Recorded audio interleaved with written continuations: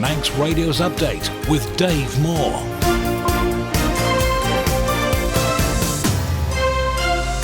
The time is 5 o'clock. You're listening to Manx Radio. I'm Dave Moore, and this is Update. Welcome to the programme. Half an hour of the latest news in the Isle of Man, plus sport, business, travel updates, along with the newsmakers in person. Coming up, as the issue over cancer screenings rumbles on, there looks as if there'll be a lengthy debate in Tynwald next week. A local politician's claiming the government is behind on its delivery of the island plan. And there's advice on what to do if you suspect you've received a scam message regarding a parcel delivery. That's all coming up in the next 30 minutes. But first of all, the update news headlines with Christian Jones. Faster My. Police say they want to reassure people that the Isle of Man is a safe place to live and attacks by strangers are extremely rare. These actions are not reflective on any of the ethnic community that are living and working on the Isle of Man. These were the actions of one individual that made the decision to commit an extremely serious sexual offence. Follows the sentencing of 43-year-old Mohammed Jabbar, who was jailed for sexually assaulting a vulnerable teenage girl in Douglas. Government is behind on its delivery of the island plan, according to an Oncan MHK. Somebody who's now been in two administrations, I found this administration completely different to the first one, and I found this one incredibly difficult. That's Rob McAllister there. The document was voted through Tynwald in 2022, seeking to improve health services, infrastructure and the economy by 2026. Measures to protect the island from foot and mouth disease have been stepped up by the government after a confirmed outbreak in Hungary this week. The Department of Environment, Food and Agriculture now says it's stopping cattle, pigs, sheep and goats from being imported from the region. And there was a drop in the number of visitors to the Curragh Wildlife Park last year. Numbers fell by 4.5%. In the latest international news, Sir Keir Starmer says nothing is off the table as the UK is hit by global US tariffs imposed on steel imports. I'm disappointed to see global tariffs in relation to steel and aluminium, but we will take a pragmatic approach. We are negotiating an economic deal. Meanwhile, Ireland's Prime Minister has arrived at the White House with the country's trading relationship with America likely to dominate talks with Donald Trump. The UK's Foreign Office says it summoned Russia's ambassador after a British diplomat and the spouse of another was expelled. It's over allegations of spying, which the UK government calls entirely false.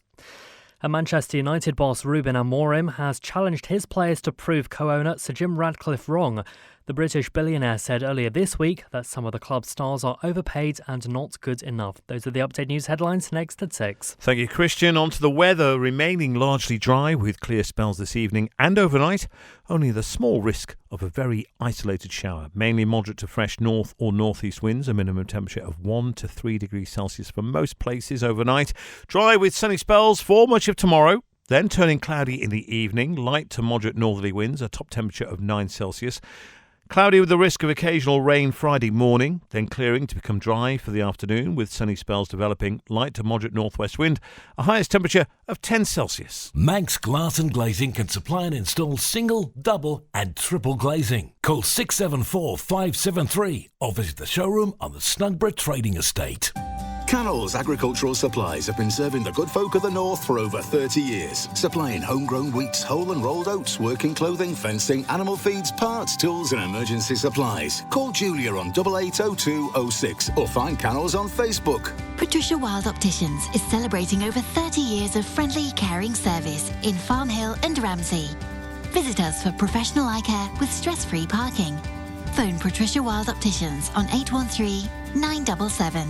For over 25 years, Langness Maintenance Services have been the block paving specialists, including property maintenance, fencing and landscaping. Fast, reliable and competitive. For a free no-obligation quote, call Paddy on 49667. Langness Maintenance Services, 49667. A ground source heat pump can save thousands of pounds a year, and you can harness this energy on island with Geothermal Limited, the water borehole experts. Visit drilling.im and see how a ground source heat pump borehole works. That's drilling.im. You're listening to the Isle of Man's quintessential daily news and current affairs roundup. Update on Manx Radio. Lately, we've been hearing about this year's Manx Care mandate and the healthcare body's operating plan for 2025 and 26. Well, buried deep in that operating plan is information about patient logistics. That's how Manx residents needing more specialist treatment are transferred to the UK. It reveals that long-standing challenges staffing air traffic control at Ronaldsway have had a significant effect on Manx Care. It confirms that the health service has to rely on the HMS Coast Guard for emergency transfers during the night at 3 times the cost. This is due to the fact that when the airport is closed due to lack of air traffic control cover, the fixed-wing air ambulance service is unable to operate.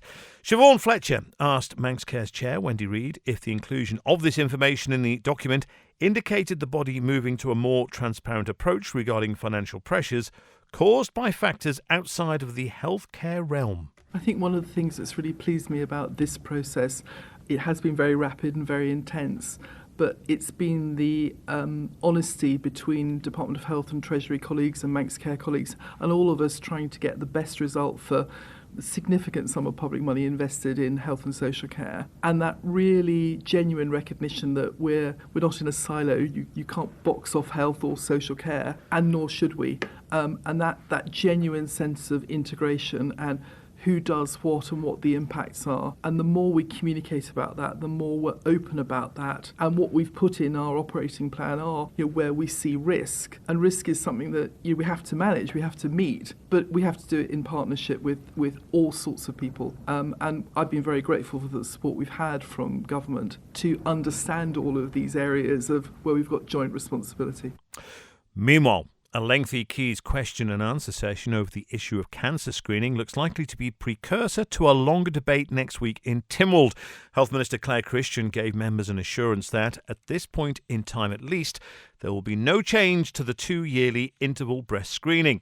But questions remain in the health arena over who gives orders to whom and what those orders are. DHSC remains ultimately responsible for the delivery of its functions and compliance with its very wide duty under Section 1 of the National Health Services Act 2001 for the promotion and provision of a comprehensive health service. And as you know, DHSC in turn mandates Manx Care's functions, and by Section 13 of the Manx Care Act 2021, Manx Care must discharge the mandate functions on behalf of the DHSC. It's really interesting to hear the Minister say that what's actually going to happen is a review over the next 12 months. Can she point me to the page of the mandate where that's explained? Because I don't recall seeing a 12-month review of services anywhere in the mandate. What the mandate actually says is Manx Care are asked to implement any recommendations made by the UK National Screening Committee, supported by the Department of Public Health Isle of Man. This includes decreasing the frequency of routine screening for breast and cervical cancer. So if the Minister is announcing that she has no plans to do that, why is it in the mandate? Who put it in the mandate? And why is there no reference in the mandate to the thing that she is now telling us she's actually going to do instead? And will she be reissuing the mandate to correct that quite obvious error? The Honourable Member is quite right on page 43 of the document. It does state that the part that he read out, but then it does also say the Department has asked Public Health to provide support in forecasting changes to screening programmes in the longer term and modelling the impact of the local population. The mandate does not describe what Public Health are doing to provide the support for forecasting changes. This is not what the mandate does. Public Health will decide how they provide support, and in this instance we've been advised this is in the form of review which will be done in the next 12 months. It was clear that we were dealing with what we call a stranger incident, and as obvious as it may sound. That was Health Minister Claire Christian being questioned in the House of Keys by former Health Minister Ramsey MHK Laurie Hooper.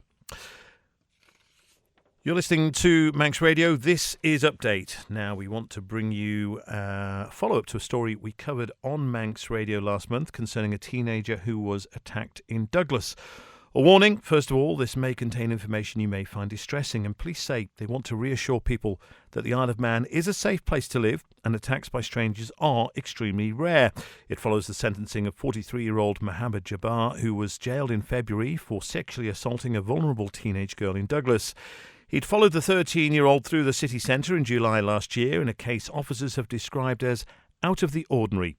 Detective Inspector Nick Haspy from the Protecting Vulnerable People investigation team led the investigation. It was clear that we were dealing with what we call a stranger incident, and as obvious as it may sound, it's where we don't know any known links between the victim and the offender. To reassure the public, all I can say is that these types of investigations and incidents are thankfully extremely rare on the Isle of Man, and they're also extremely rare in the UK. And statistically, offences of this severity and type are between persons that are actually known to each other. We saw after this case had concluded in the courtroom that obviously the public had quite a lot to say about it. We know that Mohammed Jabbar was from Pakistan. He was on the island legally and he wasn't known to the police ahead of this incident. Is that correct? That's correct. I am aware that a very small number of the public, they were expressing opinions on social media in relation to the defendant, his employment and his residency on the island. And as soon as we were able to identify the suspect, we conducted detailed inquiries in relation to his employment, his residency status, and there were no known concerns about him or his employment status. He was here legally. And I would like to plead to the members of the public to not stereotype by wrongfully labelling workers of late night food outlets that may or may not have an ethnic background as an offender. This was an isolated but despicable crime committed by the defendant towards a young vulnerable child. These actions are not reflective on any of the ethnic community that are living and working on the Isle of Man. These were the actions of one individual that made the decision to commit an extremely serious sexual offence against the victim. And it was with some extremely dedicated and thorough police work we were able to identify him in the first instance, but also bring him to justice. And we heard in court, obviously, about the impact of his offending, both on the victim and on her family. The family basically said that they believed that the Isle of Man was a safe place to bring up a family. Can you understand why they don't feel like that anymore? I do, but all I can assure the family, and we have spoken to the family at length, is that the Isle of Man is a safe place. Statistically, it's probably one of the safest places, certainly in Europe, if not in the planet, if you look at crimes. But with social media these days, when things do happen, the more the forefront and people are aware of them, but it is an extremely safe place to live, and it's just unfortunate that this individual took the opportunity when he seen it. Detective Inspector Nick Haxby talking to Tessa Hawley following the sentencing of Mohammed Jabbar, who was jailed for 6 years and 8 months in February. You can hear the full interview in the latest episode of Manx Radio Newscast, and you can find details of organisations which offer support at manxradio.com. Government is behind on its delivery of the Island Plan, according to Onken MHK Rob Callister. The document was voted through Tynwald in 2022, seeking to improve health services, infrastructure and the economy by next year. Mr Callister appeared on the Man in Line this afternoon. He says there are still a number of areas that need addressing. I think I've always been a massive supporter of something called housing first. If we get somebody housed correctly, regardless of their financial needs or their personal circumstances, if we get somebody housed first, we can then build upon that. And I can use my own experience. Somebody who came through the care system, somebody who found himself, struggling in my 20s. I found myself a home, which then enabled me to get a job, which enabled me to go back to school, to re-educate myself to a degree level. I want everybody on the Isle of Man to succeed. And I know when I made a speech in Tynwald not so long ago, we talked about the minimum wage and let's achieve a living wage. We shouldn't inspire to just be achieving a living wage for people on the Isle of Man. We should ask people to go beyond a living wage. Let people on the Isle of Man become the best that they possibly want and can be in life. And how do you view the Chief Minister's plan or Comin's plan for taking the Isle of Man forward? Do you think we're on track? No, I think we're slightly behind on the Isle of Plan. I don't think we are delivering enough jobs, enough opportunity. I don't think we're delivering enough homes. I've outlined what the planning committee's doing. I think the days of building social housing estates is probably gone. There's a beautiful scheme in Castletown that doesn't matter which house you buy, it'll be identical if it's social housing, first-time buyers or open market. We need more of those estates around the island. We need to embrace communities. I think this administration has been incredibly difficult. We had the back end of COVID, we had then the cost of living crisis, and we haven't really got over that cost of living crisis. And somebody who's now been in 2 administrations, I found this administration completely different to the first one, and I found this one incredibly difficult at times. Manx Radio Travel, driven by Quayside Tyres and Service Centre. And the picture looks good in the Isle of Man today. All flights in and out of Ronaldsway are reported to be on time, and the same with sailings in and out of Douglas. Quayside Tyres and Service Centre with 1 year's free engine warranty from Castrol. Get more with Now, You're listening to the Isle of Man's quintessential daily news and current affairs roundup. Update on Manx Radio. the new 20-mile-an-hour speed limit imposed through Port St Mary has been talked about a lot this week. The traffic calming measures were introduced last month, and wider plans are now being discussed as to making 20 mile an hour the default speed limit for Manx towns and villages. Infrastructure Minister and Russian MHK, Michelle Haywood, has been quizzed in the House of Keys about these plans. The overall estimated cost for the work in Port St Mary was £15,000, including labour and materials. The department's primary initiative for introducing residential 20 miles an hour speed limits is to realise the wider community-based benefits, including safer and more community-friendly streets and long-term health, environmental and social goals. Casualty reduction is undoubtedly an underlying benefit of these changes, though. Research has indicated that schemes based on these community benefits are most effective and that these benefits directly align with the objectives of our island plan. In February 2023, Tynwald reaffirmed the default speed limit should be 20 miles an hour in residential areas, with priority placed on reviewing areas directly around schools. So consultations to implement the 20 mile an hour speed limit in Port St Mary have received support from both the local MHKs and the commissioners, who have promoted consultation with their individual constituents and stakeholders as well. In addition, the local school governors have repeatedly requested the implementation of 20 mile an hour speed limit over the years. In fact, I know this because I think I first asked about it some 12 years ago now. And the recent move has been welcomed by the current head teacher of School Follamora. As for where these schemes have gone in, we are measuring speed in the aftermath of putting up signs. We're measuring speed, and I know myself because I made the smiley Sid look sad this morning as I came past it. 1 mile an hour. Thank you very much. That's Department of Infrastructure Michelle Haywood ahead of her department's plans to install new 20 mile an hour signs in Douglas and Onken from March the 24th, following their introduction in Port St Mary. Measures to protect the island from foot and mouth disease have been stepped up by government. It follows a confirmed outbreak in Hungary this week. This report from Amy Griffiths. The highly contagious disease was discovered on a cattle farm near the Hungarian border with Slovakia. The Department of Environment, Food and Agriculture says it's now stopping cattle, pigs, sheep and goats being imported from both countries. The ban extends to other non-domestic animals, including deer, as well as untreated products like fresh meat and dairy. The restrictions align with those in the UK. It means travellers coming to the island from Hungary or Slovakia won't be allowed to bring meat, dairy, animal products, hay or straw here as part of the measures. Farmers are also being urged to remain vigilant for signs of FMD, which may vary, but in cattle and sheep include sores and blisters on the feet, mouth and tongue, along with fever, lameness and a reluctance to feed. The last major outbreaks in the UK were in 2001 and 2007 and resulted in the culling of millions of animals. Anyone suspecting FMD in their animals should report it to DEFRA immediately, as it's a notifiable disease. It poses no risk to human or food safety, but it is highly contagious to cloven-hoofed animals. You can find more information at manxradio.com. You're listening to the Isle of Man's quintessential daily news and current affairs roundup. Update on Manx Radio. This year's Isle of Man Darts Festival generated a gross visitor spend of nearly £750,000, according to government.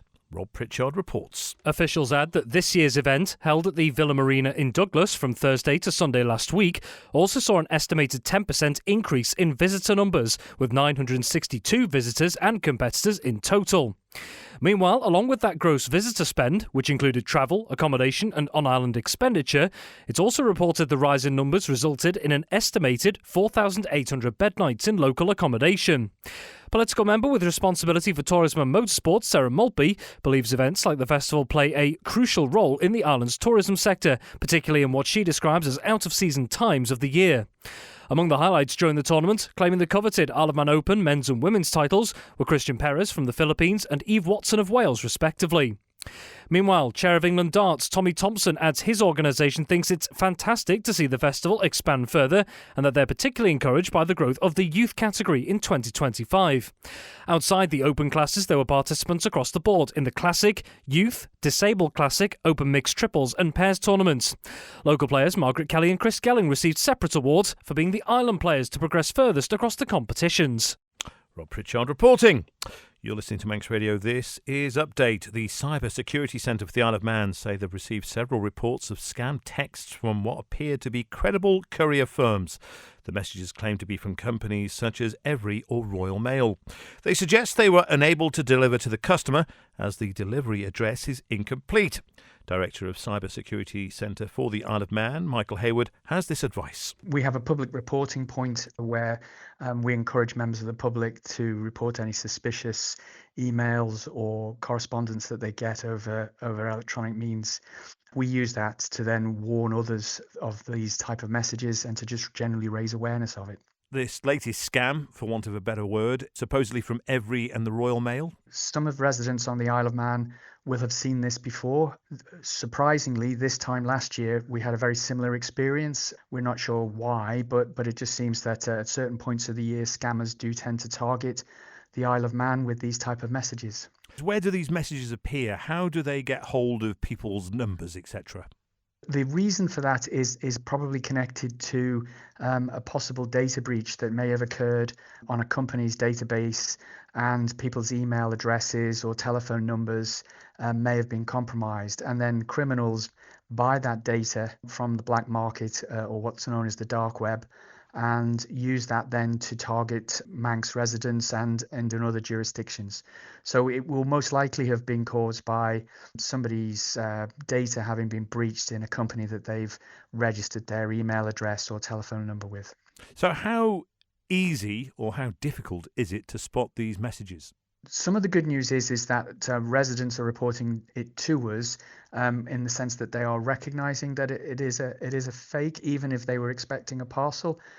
In part, there's sort of general awareness that often the delivery company, the courier company, just probably won't contact you in that way. So if you are expecting a parcel and you get a message like this, there may be a few things that maybe give it away, in that you might get, if you have an Apple phone, you might get an iMessage which appears to come from an email address. If you look at that email address, it often won't correspond with the company that's delivering the mail to you. So just have a good look at who's actually sending or what address is this message come from. And if it doesn't look genuine, then make contact with the courier company, or go back to the website of the company you bought the goods from and see if you can track where your parcel or delivery should be. And that is very good advice. But what if you're not tech savvy?